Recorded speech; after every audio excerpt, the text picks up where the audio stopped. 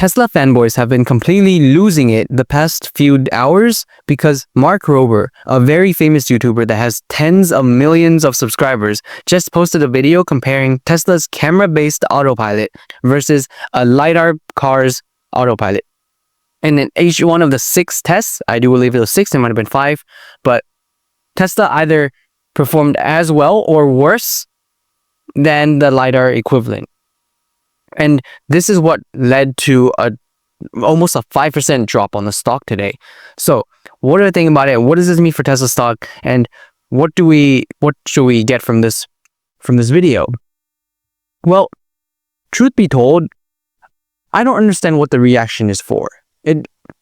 You should know, if you ever invested in Tesla, you should know that cameras are not going to be as advanced as LiDAR. The main reason why Elon Musk chose to use cameras versus LiDAR is because he wanted to cut costs. He wanted it to be cheaper, which is the exact reason, basically probably the only reason why he chose cameras versus LiDAR. And maybe because the technology isn't there yet for LiDAR, or when he was doing it, but now that it is, it's more advanced, whatever.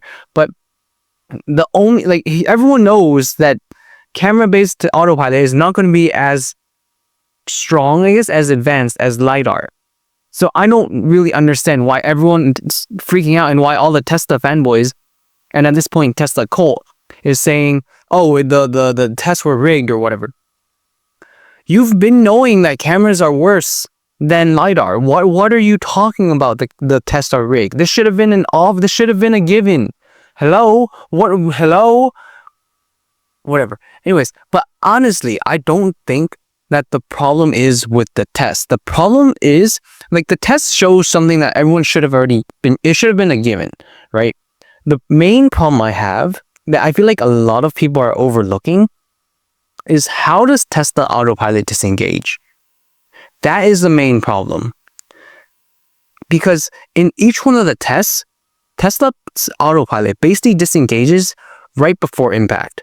And I really do want to call it into question and to ask, what the hell?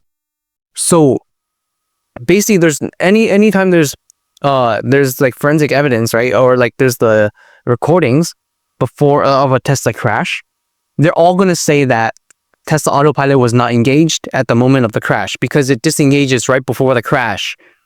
Hello? This is way, in my opinion, this is way more important and way more this requires a lot more looking into, because if that's the case, if Tesla autopilot is basically, I don't know how it's implemented, but if Tesla autopilot is implemented so that if it senses danger, the moment it senses danger, it disengages, what's the point in autopilot?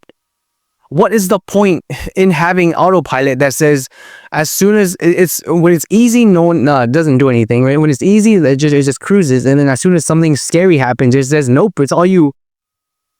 Isn't that a problem? I think that's a huge red flag, and that we should be really looking into that.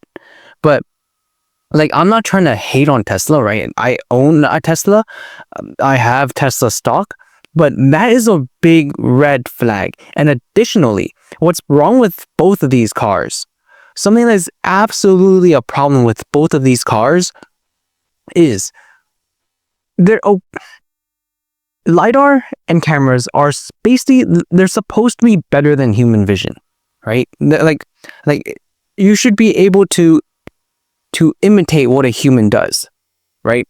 And it should be able to do it better than what a human does, right? Maybe a camera should have 20/20 vision, right? A LiDAR, I don't know if you counted 20/20 vision, but it should have like infinite vision, right? And it doesn't blink. There's not that much latency compared to us, right? It doesn't get tired. It doesn't get sleepy. It doesn't get the stuff in his eyes, right? It doesn't have to shoo a fly, whatever. If it should be the same, if not better than a human. But why is it that in each one of these tests, it's not like the car doesn't sense that there's fog, that there's rain, that there's whatever in front of it? So why does it take so long for it to slow down? I think that's the problem.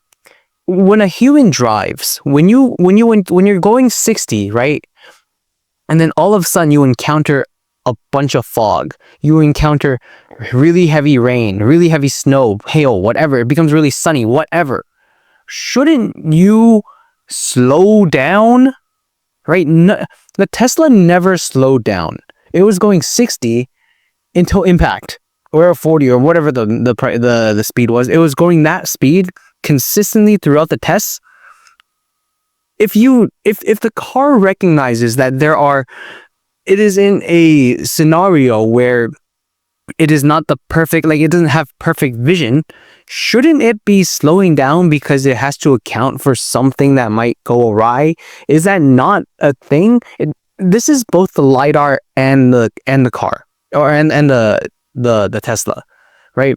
I mean, I feel like we should be looking into that. Like, why isn't, right?